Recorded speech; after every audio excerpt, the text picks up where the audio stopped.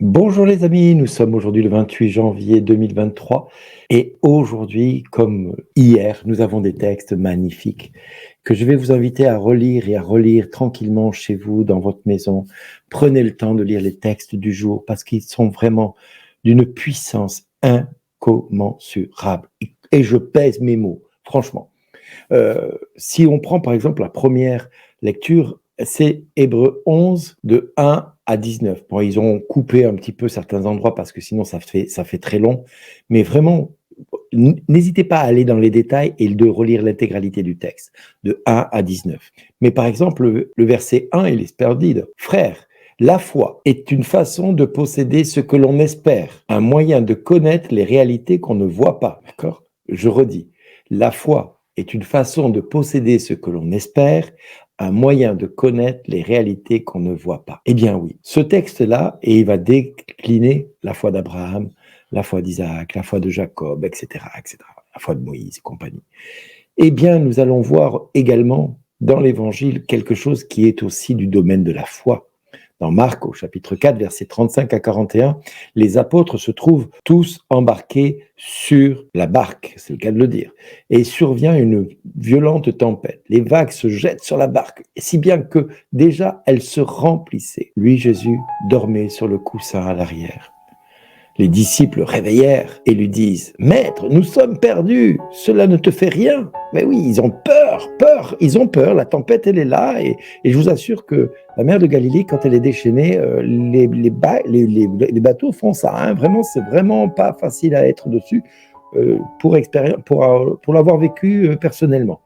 Donc c'est vraiment quelque chose qui est vraiment secouant et encore, il paraît qu'elle n'était pas très déchaînée. Alors qu'est-ce que ça doit être quand elle est déchaînée? Voilà. Donc là, franchement, je comprends que les disciples avaient peur. Et les bateaux de l'époque n'étaient pas les bateaux de notre époque quand moi j'y suis allé. Donc c'est vrai que c'est vraiment quelque chose de complètement différent. Mais là, qu'est-ce qu'il dit? Nous sommes perdus. Qu'est-ce qu'ils disent? Nous sommes perdus. Et oui, c'est la foi de l'homme terre à terre. Hein. Il est confronté à l'époque, aux événements, aux situations. Et qu'est-ce que fait Jésus? Réveillé, il menaça le vent et dit à la mer, silence, tais-toi. Le vent tomba et il se fit un grand calme. Et là, il leur dit, pourquoi êtes-vous si craintifs? N'avez-vous pas encore la foi? Saisis d'une grande crainte, ils se disaient entre eux, qui est-il donc celui-ci pour que même le vent et la mer lui obéissent? Et qu'est-ce que cela évoque dans votre cœur à chacun de vous? Qu'est-ce que cela évoque? Est-ce que cela n'évoque pas le passage où, dans l'évangile de Jean, au chapitre 14, il y a vraiment cet endroit où Jésus dira « Vous ferez des choses bien plus grandes que moi parce que je vais vers mon Père. » Voilà. Et il leur dit, voilà, c'est le verset 12, « Amen, amen, je vous le dis, celui qui croit en moi fera les œuvres que je fais, il en fera même de plus grandes, parce que je pars vers le Père. Et tout ce que vous demanderez en mon nom, je le ferai, afin que le Père soit glorifié dans le Fils. Quand vous me demanderez quelque chose en mon nom, moi je le ferai. » Si bien que nous devons avoir à l'esprit cette réalité humaine, qui est vraiment cette confiance que Dieu agit toujours pour l'intérêt de tous et qu'il est là pour prendre soin de nous. Quelle que soit la tempête qui va t'assaillir dans ta vie, mon frère, ma sœur, eh bien, ne te base pas à ce que tu vois des circonstances qui t'environnent. Regarde vers Jésus. C'est de lui que viendra ton secours, comme dit le psaume. D'où me viendra le secours? Le secours me vient d'Adonai qui a fait le ciel et la terre. Eh bien, aujourd'hui, frères et sœurs, si la tempête est autour de toi, et comme Jésus nous a dit que nous ferions des choses bien plus grandes que lui parce qu'il est vers son Père, eh bien, n'hésite pas à dire à la tempête qui t'assaille, silence, tais-toi dans le nom de Jésus. Et je peux vous assurer que Dieu va agir. Je peux vous assurer que Dieu va agir avec puissance et force. Moi, je l'ai expérimenté, je ne sais pas combien de fois. Il nous arrive très fréquemment avec Claire, mon épouse, d'avoir des épreuves. Vous ne pouvez pas imaginer à quel point des fois les épreuves sont dures. Mais chaque fois, dans mon cœur, je dis maintenant, ça suffit, tu te tais, tu me laisses tranquille.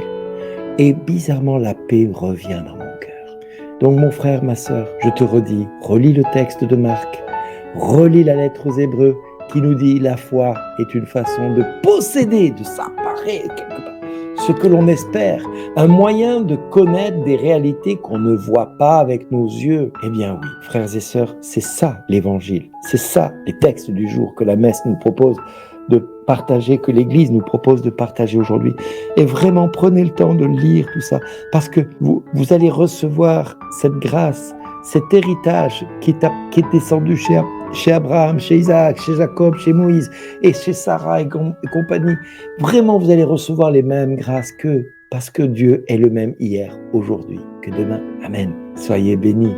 Soyez vraiment bénis. Que le Père, le Fils et le Saint-Esprit maintenant fassent luire sa face sur vous, qu'il étende sa main pour vous, qu'il vous bénisse et qu'il vous accompagne dans votre quotidien de cette journée, qu'il vous accorde tout ce que votre cœur désire recevoir et qu'il vous surprenne en venant vous saisir et qu'il vous montre de quel bois il se chauffe face à l'épreuve, face à la tempête. Lui qui est capable de dire « Silence, tais-toi » au vent et à la mer. Nous n'avons rien à voir. Nous n'avons aucune peur à avoir, parce que ce n'est pas un esprit de peur que nous avons reçu, mais un esprit de force et de sagesse. Amen. Soyez bénis.